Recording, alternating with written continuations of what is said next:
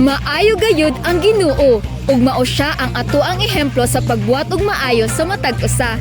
Ani ata karon sa Kapatagan, Davao del Sur, Mindanao has so much to offer and Kapatagan is just one of them. Truly, God's creation really amazes us. Usa na sad ka malipayon nga Domingo mga kampiyon. Ako si Helene Rocky Nandog. Ug ako si Ruby May A. Bensosiso. Welcome sa Life Church, the home of champions. And this is Life News, God's Word in Action.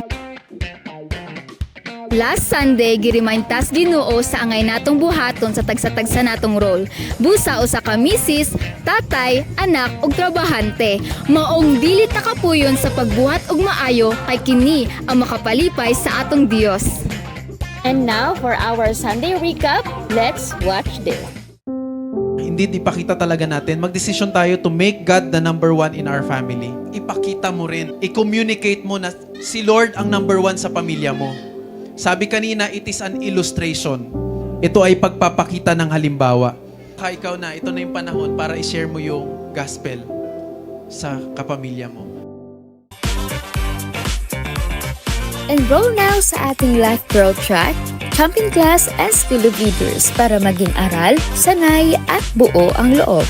Join us to pray every Saturday at 6 a.m. Braveheart! Braveheart! Braveheart! Braveheart!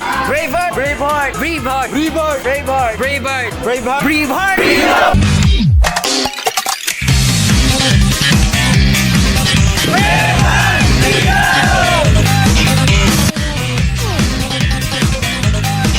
Wedding on June 22, 2024. At para naman sa ating paparating na youth camp this coming July 2024, abangan for more updates and details.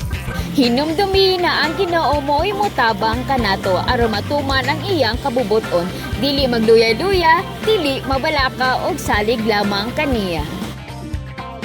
That's all for today, champions! God bless!